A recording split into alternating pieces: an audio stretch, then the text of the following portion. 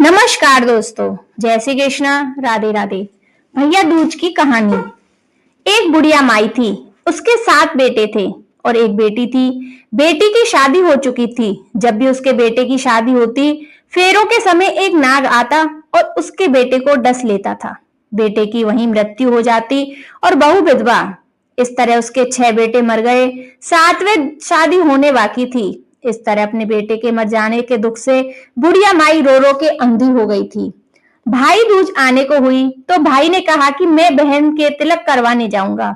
माँ ने कहा ठीक है। उधर जब बहन को पता चला कि उसका भाई आ रहा है तो वह खुशी से पागल होकर पड़ोसन के गई और पूछने लगी कि जब बहुत प्यारा भाई घर आवे तो क्या करना चाहिए। पड़ोसन उसकी खुशी को देखकर जल भुन गई और कह दिया कि दूध से रसोई लेप, घी में चावल पका।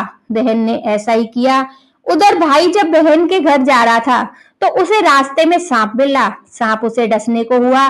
भाई बोला, तुम मुझे क्यों डस रहे हो? सांप बोला, मैं तुम्हारा काल हूं और तुम्हें डसने आया हूं। भाई बोला, मेरी बहन मेरा इंतजार कर रही है। मैं जब तिलक करा के वापस लौटूंगा तब तुम मुझे डस लेना। सांप ने कहा, भला आज तक कोई अपनी मौत के लिए लौट के आया है जो तुम आओगे? भाई ने कहा, अगर तुम्हें यकीन नहीं है तो तू मेरे झोले में बैठ जा। जब मैं अपनी बहन के तिलक कर लूं तब तू मुझे डस लेना। सांप ने ऐसा ही किया। भाई बहन के घर पहुंच गया। दोनों बड़े खुश हुए। भाई बोला, बहन जल्दी से खाना दे, बड़ी भूख लगी है। बहन बोली, क्या करे, ना तो दूध की रसोई सूखे ना ही घी में चावल पके। भाई ने पूछा, बहन इतनी देर क्यों लग रही है, तू क्या पका रही है? तब बहन ने बताया कि ऐसे ऐसे किया। भाई बोला, पगली, कहीं घी में चावल पके हैं या दूध में कोई रसोई लीपे है? गोबर में रसोई लीप, दूध में चावल पका। बहन ने ऐसा ही किया। खाना खा के भाई को बहुत जोर की नींद आने लगी। इतने में बहन के बच्चे आ गए। बोले, मामा मामा हमारे लिए क्या लाए हो? भाई बोला, मैं तो कुछ नहीं लाया। बच्चों ने वह झोला ले लिया जिसमें सांप था। जैसे ही उसे खोला उसमें से हीरे का हार निकला। बहन ने कहा, भैया तूने बताया नहीं कि तू मेरे लिए इतना सुंदर हार लाया है। भाई बोला, बहन तुझे पसंद है तो तू ले ले, मुझे हार क्या करना है। अगले दिन भाई बोला, अगर अब मुझे जाना है, मेरे लिए खाना रख दे। बहन ने उसके लिए लड्डू बना के एक डब्बे में रख दिए। भाई कुछ दूर जाकर थक कर एक पेड़ के नीचे सो गया। उधर बहन के बच्चों को जब भूख लगी तो माँ से कहा, खाना दे दो। माँ ने कहा, खाना अभी बनने में देर है, तो बच्चों के लिए मामा को जो रखा था वही दे दो। तो वह बोली, लड्डू बनाने के लिए बाजरा पीसा था, वही बचा पड़ा है चक्की में, जाकर खा लो। बच्चों ने देखा कि चक्की में तो सांप की हड्डियां पड़ी हैं। यही बात माँ को आकर बताई तो वह बाबड़ी सी हो गई। भाई के पीछे भागी। रास्ते भर लोगों से पूछती कि किसी ने मेरा गैल बटोरा देखा है, किसी ने मेरा बाबड़ा सा भाई देखा है। तब वह एक ने बताया, कोई लेटा तो है पेड़ के नीचे, देख ले वही तो नहीं तेरा भाई। भागी भागी पेड़ के नीचे पहुंची, अपने भाई को नींद से उठाया। भैया भैया कहीं तूने मेरे लड्डू तो नहीं खाए?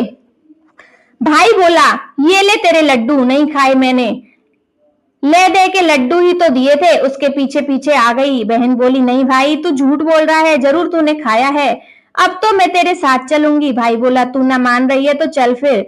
चलते चलते बहन को प्यास लगी। वह भाई को कहती है कि मुझे पानी पीना है। भाई बोला, अब मैं यहाँ तेरे लिए पानी कहाँ से लाऊं, देख वहां एक चील उड़ रही है, तू उसके पीछे पीछे जा, चली जा, वहां शायद तुझे पानी मिल जाएगा। तब बहन वहां गई और पानी पीकर जब लौट आई थी, रास्ते में देखती कि एक जगह जमीन में 6 शिलाएं पड़ी हैं और एक बिना गढ़े रखी हुई थी। उसने एक बुढ़िया से पूछा कि ये शिलाएं कैसी हैं?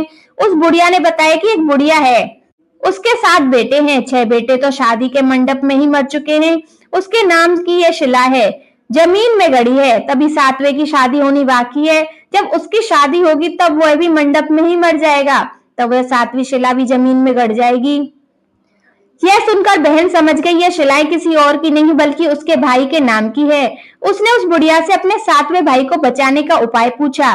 बुढ़िया ने उसे बताया कि वह अपने 7वें भाई को कैसे बचा सकती है। जब वह जानकर वहां से अपने बाल खुले करके पागलों की तरह अपने भाई को गालियां देती हुई चली।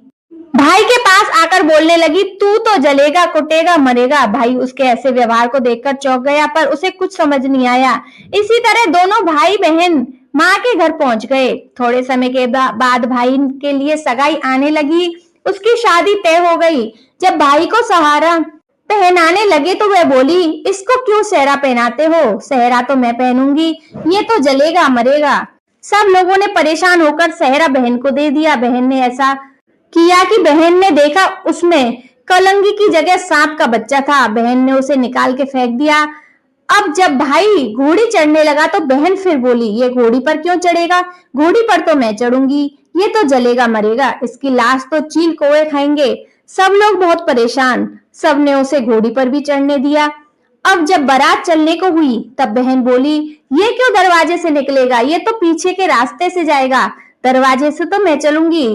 जब वह दरवाजे के नीचे से जा रही थी तो दरवाजा अचानक गिरने लगा।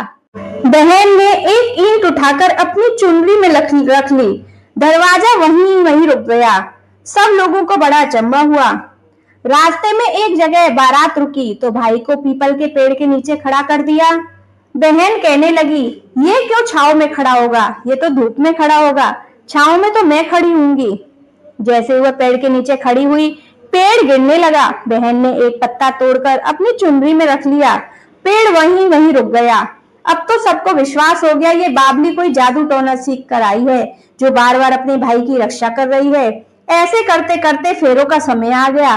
जब दुल्हन आई तो उसने दुल्हन के कान में कहा, अब तक तो मैंने तेरे पति को बचा लिया, अब तू ही अपने पति की और साथ ही अपने मरे हुए जेठों को बचा सकती है। फेरों के समय एक नाग आया। वो जैसे ही दूल्हे को डसने लगा, दुल्हन ने उसे एक लोटे में रख के ऊपर से प्लेट से बंद कर दिया। थोड़ी देर बाद नागिन लहर लहर करती आई। दुल्हन से बोली, तू मेरा पति छोड़। दुल्हन बोली, पहले तू मेरा पति छोड़। नागिन ने कहा, ठीक है, मैं तेरे पति को छोड़ती हूँ। दुल्हन, ऐसा नहीं, पहले 3 बार बोल। नागिन ने 3 बार बोला, फिर बोली, अब मैं तेरे पति को छोड़ती हूँ। दुल्हन बोली, जब मेरे पति से क्या होगा? उसके साथ मेरे जेठ भी होने चाहिए।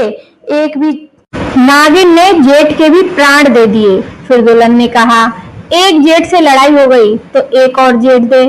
वो विदेश चला गया तो तीसरा जेठ भी छोड़ दे। इस तरह एक एक करके दुल्हन ने अपने 6 जेठ जीवित करा लिए। उधर रो रो की बुढ़िया का बुरा हाल था कि अब तो मेरा 7वां बेटा भी बाकी बेटों की तरह मर जाएगा। गांव वालों ने उसे बताया कि उसके 7 बेटा और बहुएं आ रही हैं। तो बुढ़िया बोली, यह बात सच हो तो मेरी आंखों की रोशनी वापस आ जाए और मेरे सीने से दूध की धार बहने लगे। ऐसा ही हुआ। अपने सारे बहू बेटों को देखकर वो बहुत खुश हुई। बोली, यह सब तो मेरी बाबली का है, बाबली की वजह से हुआ है। कहाँ है मेरी बेटी? सब बहन को ढूंढने लगे। देखा तो वह भूसे की कोठरी में सो रही थी। जब उसे पता चला कि उसका भाई सही सलामत है तो वह अपने घर को चली। उसके पीछे पीछे सारी लक्ष्मी भी जाने लगी। बुढ़िया ने कहा, बेटी पीछे मुड़ के देख, तू सारी लक्ष्मी ले जाएगी तो तेरे भाई भाभी क्या खाएंगे? तब बहन ने पीछे मुड़ के देखा और कहा, जो माँ ने अपने हाथों से दिया हुआ मेरे साथ चल, बाकी का भाई भाभी के पास रहे। इस तरह एक बहन ने अपने भाई की रक्षा की। तो दोस्तों, यह थी भैया दूज की कहानी।